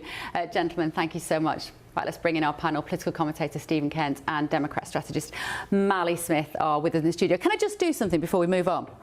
Our audience keeps saying, Bev, you've got these great new panellists and we don't really know who they are. Can you just tell us who you are? So I don't want this to be like some sort of like team building corporate day where you say, hello, I'm Stephen Kent, and give me an interesting fact. Yeah, an interesting fact. Like, would you? But who are you, Stephen? I wasn't prepared for this question. I know, I'm so sorry. I've been a public policy professional in Washington, D.C. since 2016, working at a number of different think tanks in Washington, and then also working as a pundit. So I got into media around 2017, 2018, talking about politics, giving my take, and writing political columns for magazines and newspapers in the U.S. And do you see yourself as a Republican?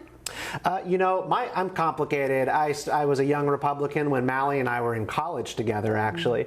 Then I did my libertarian phase in my 20s, and then I left the Republican Party over some objections to Trumpism, and now I kind of feel like I'm back. You know, it's been a long journey. And Mally, who are you?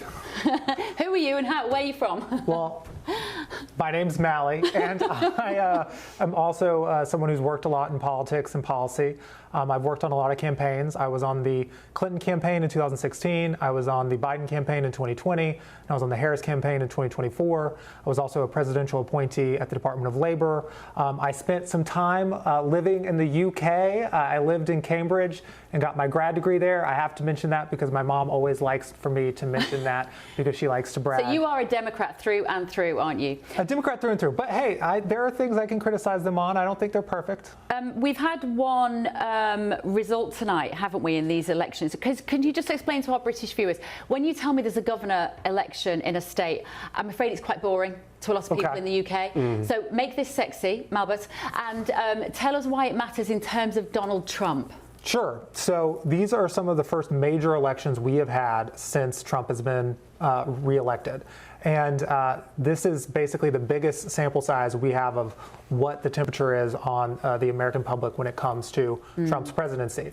We have governor's races in New Jersey, Virginia, and we have a very important mayoral race in New York. And in all of these races, Democrats are currently outperforming the margins Kamala Harris won by Kamala Harris did not win.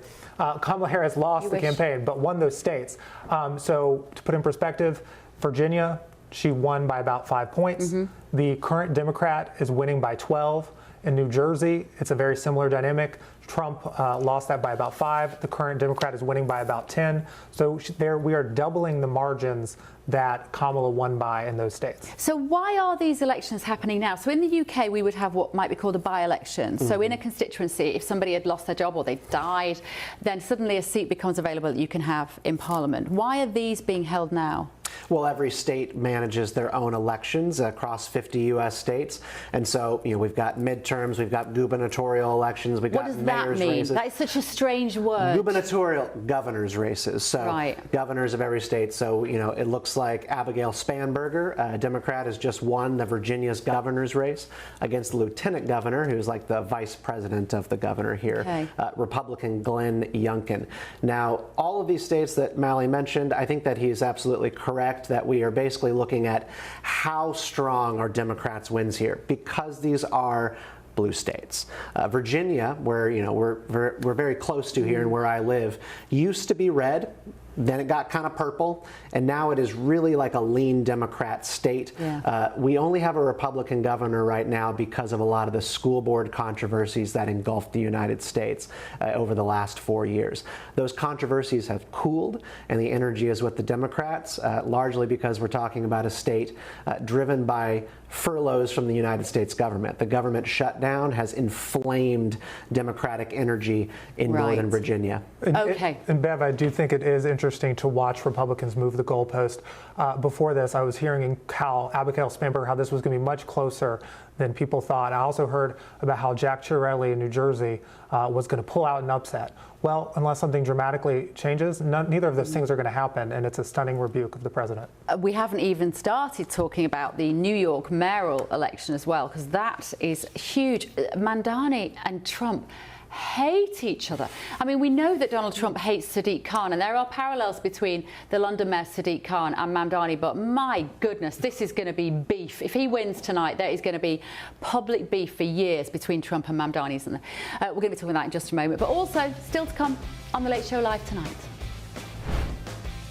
Well, I think what you're seeing is a civil war in the Democratic Party that has been brewing for a while.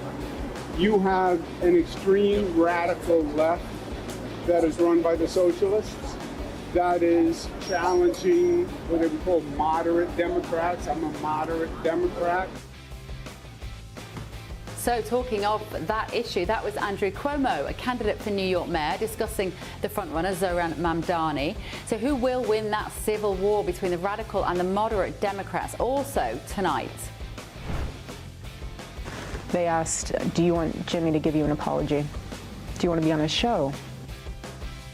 She's literally never off the TV. That's Erica Kirk, the widow of murdered Charlie Kirk. And now she's told Jimmy Kimmel's team that she's told Fox News actually that Jimmy Kimmel's team, a rival broadcaster, reached out for an apology after Kimmel lied about her husband's murder. We'll have a look at that in just a minute. No breaks here, remember, between 1 and 2. Don't go anywhere.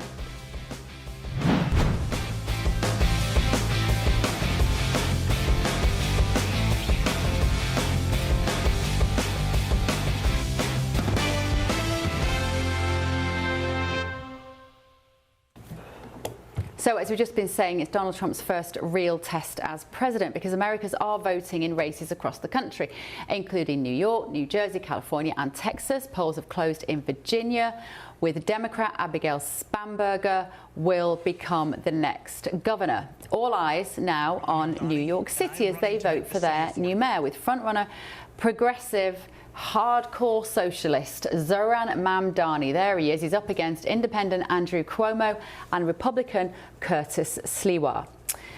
President Trump posted last night, we're looking at Cuomo there, and President Trump posted last night urging people to vote for Andrew Cuomo, saying that New York City will be a complete and total economic disaster should Mamdani win. Tell us what you really think, Mr. President. Mamdani has been a vocal critic of the president. Watch this. My administration would be Donald Trump's worst nightmare. And you don't need to take me at my word or take Andrew Cuomo at his. You need to only look at the actions of the Trump administration since I won the Democratic primary. How entertaining is it going to be, gentlemen, to watch these two go at it? Should Mamdani win, and it's looking like it's an absolute shoo-in for him, how entertaining is it going to be? It's going to be entertaining, but hopefully it doesn't hurt the citizens of New York, whether it's Mamdani escalating it or Trump escalating it. I do think there is a possibility that after Mamdani wins, he extends an olive branch, Trump extends an olive branch. I mean, maybe not. They seem to really not like each other, but I think once the victory is, and it's clear he's going to be the mayor for years, and Mamdani is, able to move forward and not really play to the progressive base in New York, maybe they can start patching things up. Wow, it's a long way to go though, isn't it? Let's go and talk now. Let's go live to New York City to speak to former Labour advisor, friend of GB News, friend of my old show indeed, Britain's Newsroom, Matthew Torbick. So nice to see you, Matt. Great to see you. So you've been out there campaigning, have you? What's it been like? You there obviously are on behalf of Mamdani. I think it's felt quite joyful, hopeful, positive. It feels like there's a difference being made. I think people have enjoyed feeling like they can really get behind somebody, and I think hopeful of change, really. That seems to be the message that seems to be cutting through to just campaigners, but also people on the street. He's super left-wing though, Matt. I mean, he makes you look like a Tory, because he's talking about free childcare, free public transport. Where's he going to get all the money from? And people at the moment are feeling poor, right? In America, just like they are in the UK, they're feeling like everything is so expensive. So when Zoran Mamdani comes up and goes, do you know what? Everything's going to be free under me. Of course he's going to win. Well, I don't know. That's a bit of an over-representation saying everything's going to be free. My understanding is there's going to be a 2% tax on the top 1% of individuals in New York City. You're looking at about $5 billion coming in from there, and also quite a different leverage on corporation tax, which is going to bring in about another $4 billion on the campaign's estimate. So it pays for itself in essence. But I think, this is what people are sort of waiting for, the idea that he's not going to stop everybody's rent and freeze everybody's rent. That seems to be what the opposite side is saying. This is going to be 2 million people in the more poorer households, which are going to feel that pinch. So therefore, of course, they're going to vote for him. They want to see a difference in the cost of living. You see from the polls today, the cost of living is about 80% of people's first priorities. And actually, the one thing I think most people will give him, regardless of his politics, whether they agree or disagree, is the fact that his message discipline has been ridiculous. It's been constant about the cost of living and the affordability about living in New York. You will have noticed how expensive it is here in America, Matthew. Go cast your mind back a few years. If you thought you were coming to America, you'd come with an empty suitcase because you think you were going to buy a load of stuff while you were here and take it home. Not anymore. It's super expensive here, isn't it? Even compared to London. But of course, Mamdani can't do anything about inflation. He can't do anything about the bigger federal issues. So he can only then seduce people with the idea of handouts, whilst the top 1% are likely to leave New York, surely, if they're going to get this 2% tax. I think there's two things there. It's going to need collaboration. You know, you've got to be realistic about this. You've got the president obviously talking about withholding federal funding, which of course is going to make life harder. But why would you do that? The idea that if you give money over and it's going to be, you know, bad decisions are made. That happens in every state in this country. You know, that's always going to be the case. Is he fearful that actually this may work in some way and actually work against him? And obviously it's going to involve the governor. Kathy Hochul, it's going to be down to her as well to get on board. She's obviously, of course, said in the past, despite endorsing Mandami, she doesn't want to raise taxes on New Yorkers. And finally, on the subject of people leaving, it may happen, it may not. I just think, and it's the same in our country, Bev, I think it's deeply unpatriotic. Are you going to notice a 2% extra on tax when you are on that much money as a billionaire? These sorts of types of people that don't have to work, that won't work for the rest of their lives. I think there's something to be said about patriotism and you know, not doing your bit as much as you can. The problem with socialism, Matthew Torbett, it doesn't account for psychology. And Stephen Kent, I don't know about you, but the thing about billionaires is they're not like you and I. They're not bothered. It's not really about money accumulation. It's about winning. And so the idea that they will happily give over an extra few % of their earnings, they're not like that. They want to win all the time. And this is why this sort of socialism never works, because it doesn't account for people's human behaviour. Stephen? Sure, yeah, I mean, Zoran, his position on this has been the thing that we hear a lot from Democratic Socialists of America, which is that billionaires should not exist.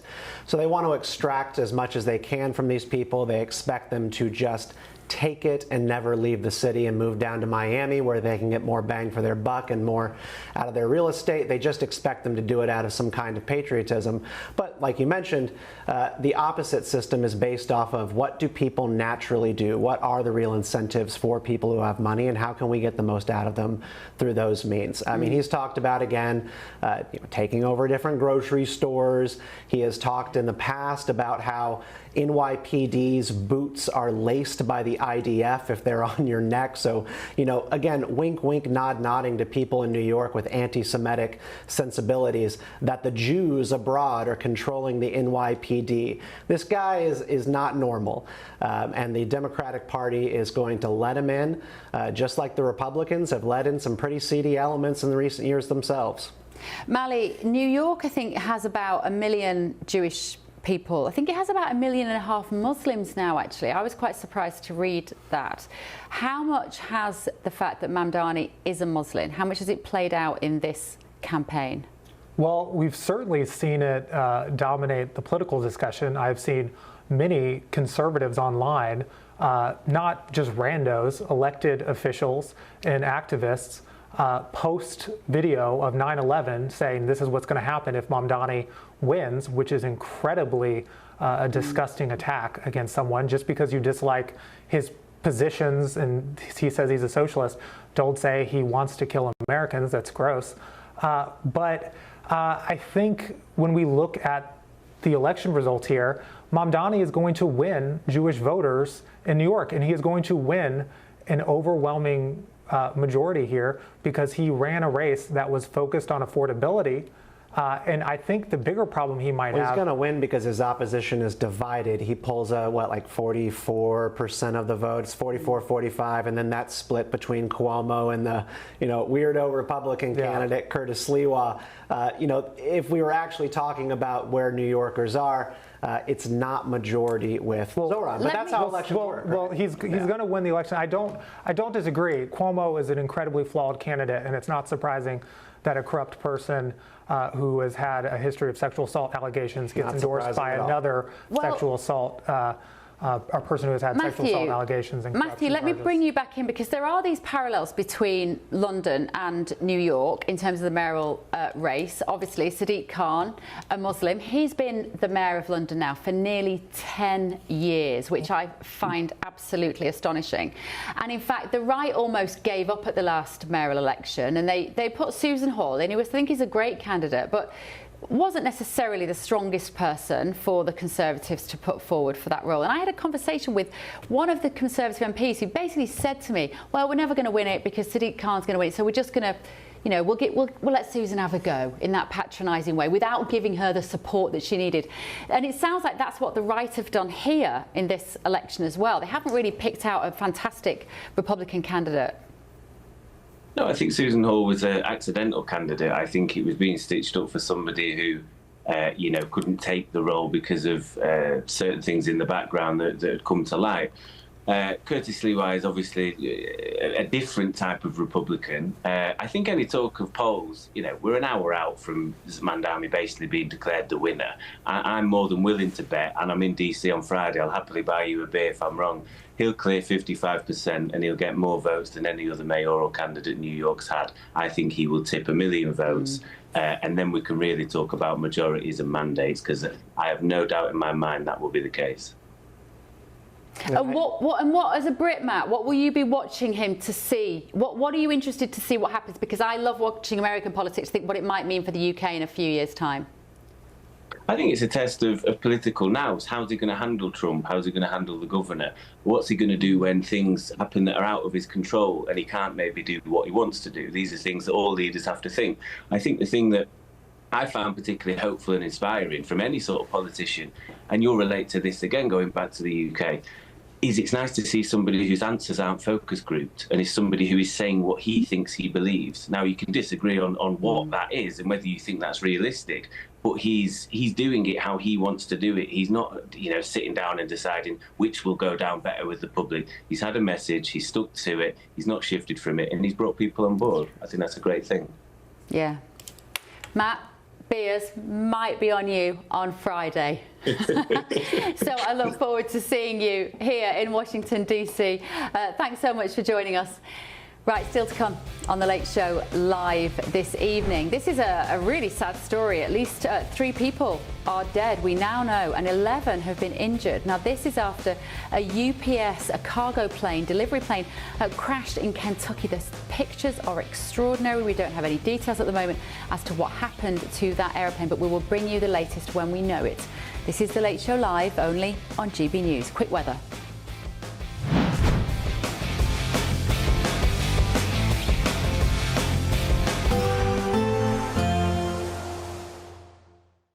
Expect warm spells with the odd rude interruption. Box Boilers sponsors the weather on GB News. Morning, welcome to your latest weather update from the Met Office here on GB News. More wet weather to come, particularly across Scotland and Northern Ireland today. England and Wales staying fairly cloudy and very mild, and quite a gusty wind blowing, quite noticeable if you're out this evening for a firework display.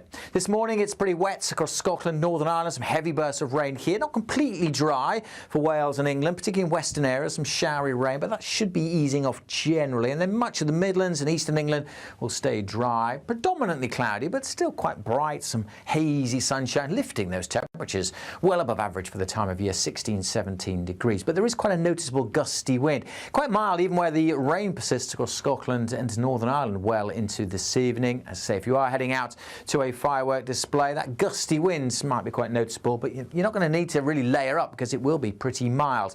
Apart from the odd shower, most of England and Wales dry, still quite wet though across Cumbria perhaps, and outbreaks of rain lingering into this evening across Northern Ireland and especially across Scotland. Quite a wet end to the day across northern Scotland. Bit of a northerly breeze across the Northern Isles. That's the only place that's even remotely cool. Elsewhere, a very mild evening leading into a very mild night. The rain will gradually ebb away from Scotland, so things turning a bit drier.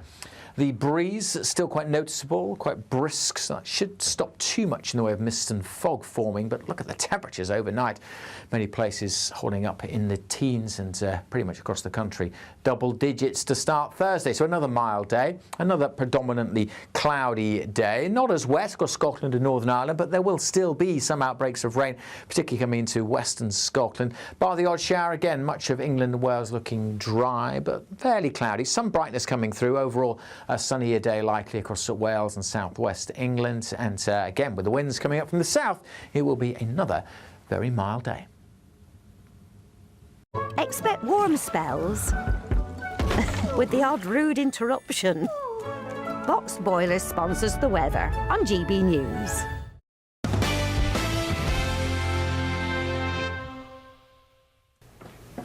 Welcome back to The Late Show Live. We just want to bring you the latest on this breaking story this evening, extraordinary pictures. At least 3 people have died. We know this is after a UPS cargo plane crashed during takeoff at Louisville International Airport in Kentucky. At least 11 people are being treated for injuries. People living nearby have been told to seek shelter. A number of nearby businesses have been hit, with officials saying that several people are still missing and they expect the death toll to grow. The aircraft was carrying around 38,000 gallons of fuel when it exploded. Just unbelievable pictures, and we'll bring you anything more as we know it in the next 25 minutes. Right, next, the John Lewis 2025 Christmas advert is here. It's receiving praise for promoting family values. Some people have said it's the best Christmas ad in years. I am one of them. I'm going to get the tissues out and I'm going to speak to my panel in just a minute about how they feel about the whole country waiting for a TV commercial to drop. Here we go. All right, kids, let's clear all these prezzies off the table. Oh, yep, that one too, thank you.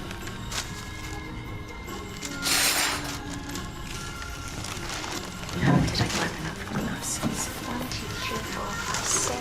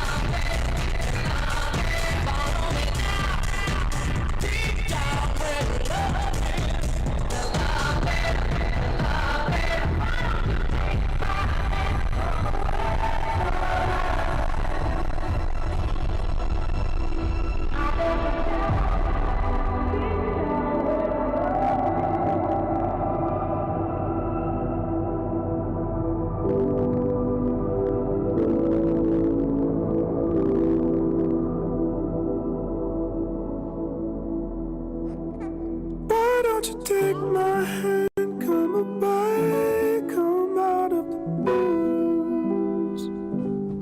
Boy, everything you give, so will I give something to do. I'll take you down, deep down where the love lives. Follow me down, deep down where the love lives.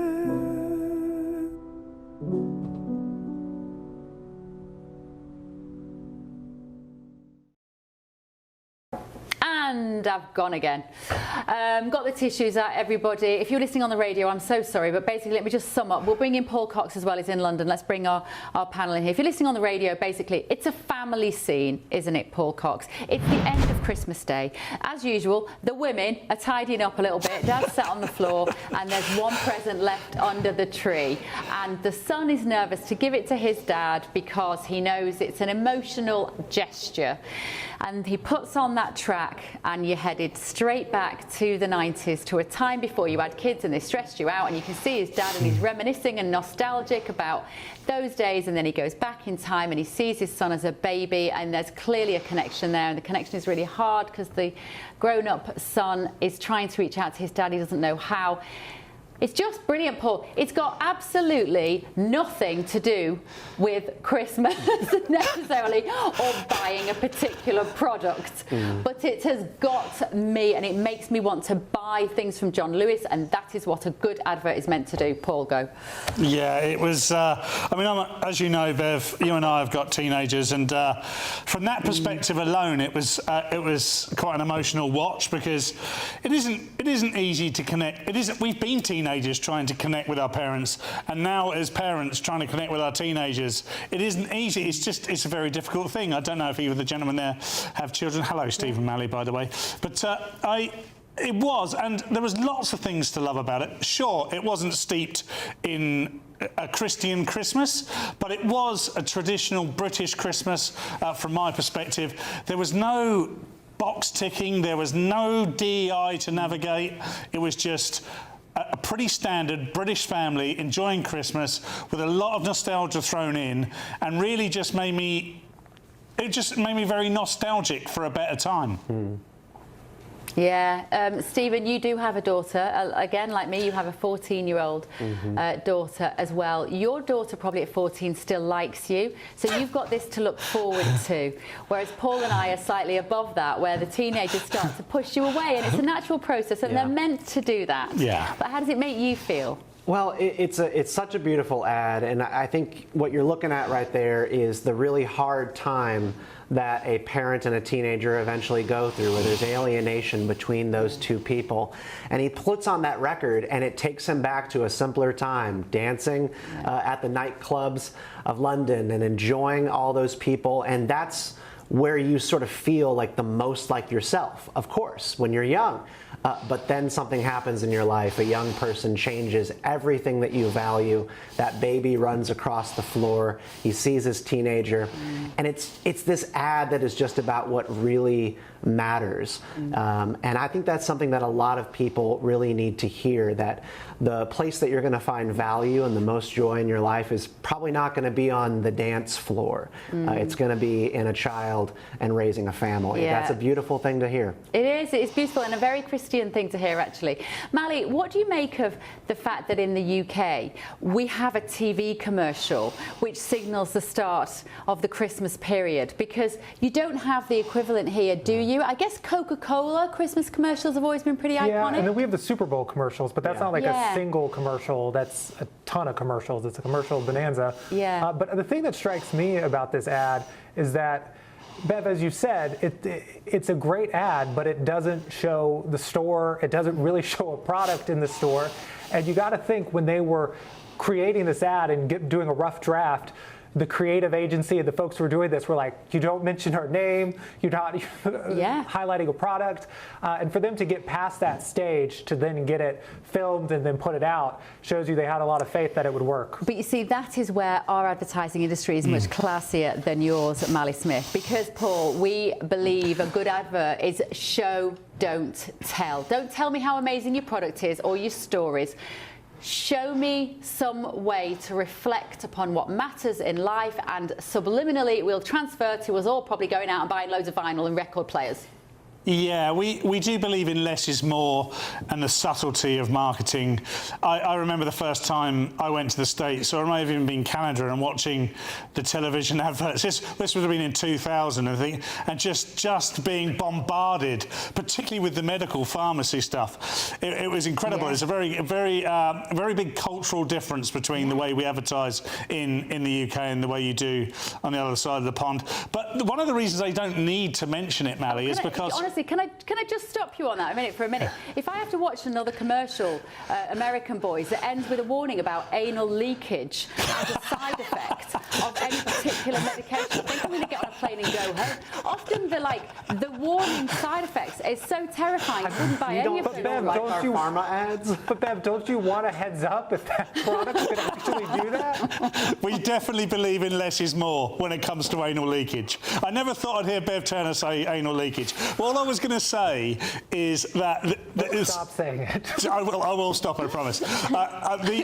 John Lewis is so iconic that we know that's the John Lewis advert. We know that's the John Lewis advert because only John Lewis are likely to do what they did. There's very few brands as iconic as that. Marks and Spencer's might be one of them.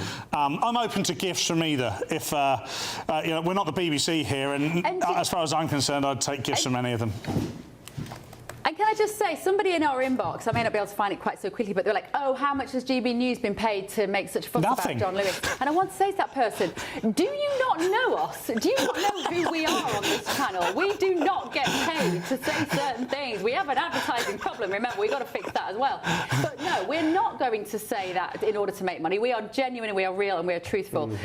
Right, talking about somebody who has had questions raised over, I mean, yes, she's genuine, yes, she's real, but there is a lot of criticism at the moment by how much Erica Kirk appears to be on the TV all the time. She told Fox News that US late night show host Jimmy Kimmel's team reached out to her. Do you remember he lied about her husband, Charlie Kirk's murder, and said that the Republicans were cashing in on it, etc., etc. This is the exchange that has just happened. Have a look at Erica here. Jimmy Kimmel lied about your husband's murder and didn't really apologize. What would you say to Jimmy Kimmel? Same thing I told Sinclair. They asked, I haven't really told anybody this, so they asked, do you want Jimmy to give you an apology? Do you want to be on his show? How can we make it right? Through our team, I responded. I said, tell them thank you, we received their note. This is not our issue, not our mess. If you want to say I'm sorry to someone who's grieving, go right ahead. But if that's not in your heart, don't do it. I don't want it. I don't need it. That poor woman, that poor widow, she's just constantly giving interviews and just wiping tears away from her eyes. I don't know how she's doing it, but I have to say, very classy response, gentlemen, because she says, don't apologise to me if you don't mean it. And when you think of it like that, Paul, the fact that a channel is saying, what can we do to make it right? If you regret it, just apologise. Don't ask for what you should do. Yeah, and I'm a comedian, and apparently Jimmy Kimmel is too. And I do wonder. I do want to protect him slightly in the sense I don't agree with anything he said, but I protect his right to say what he said. However, when it came to the blatant lie that he told, and then the follow-up apology, which wasn't really an apology, just pandered to his audience both in the studio and outside, I think it showed a complete lack of class, which is quite contrary to what Erica did there. She showed absolute class. As far as I'm concerned. And you're right, I do wonder when enough is enough for us to see Erica Kirk out and about. Obviously she's choosing to do this, at least I hope she is. This is something that she wants to do as part of her grieving process. But at some point, that poor woman needs to take a break for herself, I think. I know. Stephen, is she just trying to keep the success of Turning Point USA alive by talking about Charlie and to some degree keep his memory alive? Well, she was made CEO, I believe, just a couple of weeks ago in Charlie's absence here. So this is a place where, I'm paid for a living to have opinions. My opinion is that she should probably not be doing TV as much as she is and take care of herself. But she is also carrying the torch, and that is a burden. It's not pretty. It's not going to look good to people. And you're going to have all sorts of grifters and nasty people online who say that this is all some play just to be out in front of cameras, but she's continuing a movement and showing that her husband, though struck down, is not gone, and she has to be the one to do that. So it's a tough place to be. Let's do one more story as well. I want to move on. This is about education in the UK. Children as young as 5 are going to receive lessons on climate change under Labour's shake-up of the national curriculum. All primary school children will be taught a mandatory new citizenship course that will include topics such as global warming, how to spot fake news and saving money. Mali, this is communism by the government. This is propaganda teaching. Are you telling me that a country that has the BBC as its state broadcaster can teach our children the difference between fake news and truth? No. Well, I'm not getting back into the BBC route, but look, I'll say this. I think the global warming thing at the age of 5 is a little ridiculous. I do think, though, a citizenship course that talks about civics and that talks about spotting fake news is done in the right way could be very useful, just because with the advent of AI, we see all of these fake videos posted with elected officials claiming disasters have happened, and they're just rampant right now. So I think in theory there's a kernel there that could work, but I think the problem is we're going to have to figure out how to do media literacy in some way, shape, or form. We've had millions of impressions cast on a video in the past week of a woman in Washington, D.C. talking about how she defrauds the SNAP food stamps program. This video and this person is not real, and people think that it is. We're going to have to figure out how to do that, and maybe they can use the BBC's poor editing as a fine example of media literacy. I'm not sure they will. Paul, hang on, let me just say, Paul, maths, English, science, possibly a language, give them some drama lessons, exhaust them on the sports pitch and teach them a bit of arts. That's it. Get out of their heads in terms of the climate or what is fake news. Just Do your blooming job. Absolutely, it's pure unadulterated indoctrination. There is absolutely no need to teach a child about climate alarmism at 5 years old and set them off for a childhood and adolescence of fear. There's no need to teach them about fake news even, because I'd love to see who's going to be the arbiter of that. Who is left within the news sphere that can do that? There is one #1 news channel in the UK right now, and it's GB News. We've only been around for 4 years, and we've already superseded BBC, Sky News, and anybody else who wants to challenge us, because people are interested in the way we talk about the news. The BBC and Sky News talk about it in a way that indoctrinates. We've seen it throughout, and that's why GB News is doing so well. The fact that we want to do this to children is terrible. Stephen, do you not share any of our cynicism? I think it might be because you don't live in the UK. We have this conversation in our country, Bev, and I am quite cynical about the notion that our institutions have the credibility required to offer civics in a credible way and then also teach media literacy. I don't trust these people, but I do generally believe that we're going to have to figure out how to promote basic civics again in our schools, particularly in the United States, and both sides will jockey over what truth is. But there's nothing wrong with, say, teaching children the virtue of saving money. That's a pretty important plank. And the climate alarmism, well, you know, Bill Gates has changed his opinion on a lot of that in the past couple of days, so maybe there's hope. Yeah, maybe there is hope. I mean, but the thing is, in terms of civil, like a citizenship as well, they're 5. Like, the primary school is little. That is reception to 11. They're like 4 to 11. They don't need to know how to open a bank account at that age. They just need to know They need to be able to spell, read, write, and do sums. That's absolutely right. We do not need the government involved in children's choices in life at the age of 5. We've seen it with the trans debate and trans ideology. We've seen it with everything else from sexuality. Now, you know, I mean, sexuality seems like, I mean, it's not even a niche discussion anymore. We're well past that. And there is no problems with discussing any of these things, but do it when they're an adolescent, when they can understand, not when they're 5. The only reason you would do it at 5 is because you are trying to co-opt them into a certain way of thinking. And I know, because my daughter finished her GCSEs last year. GCSEs, chaps, by the way, are sort of our high school final exams.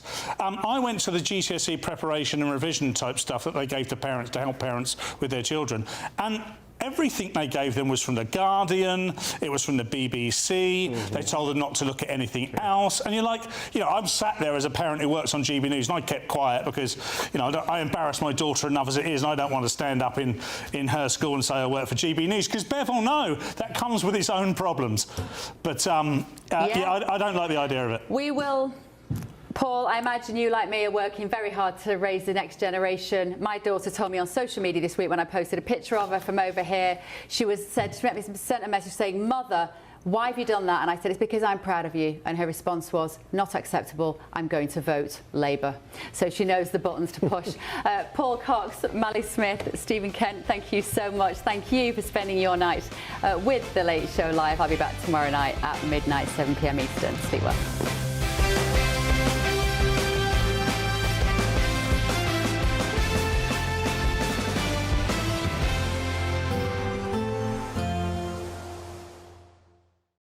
Today, clouds overhead, total zen within. Boxed Solar sponsors the weather on GB News.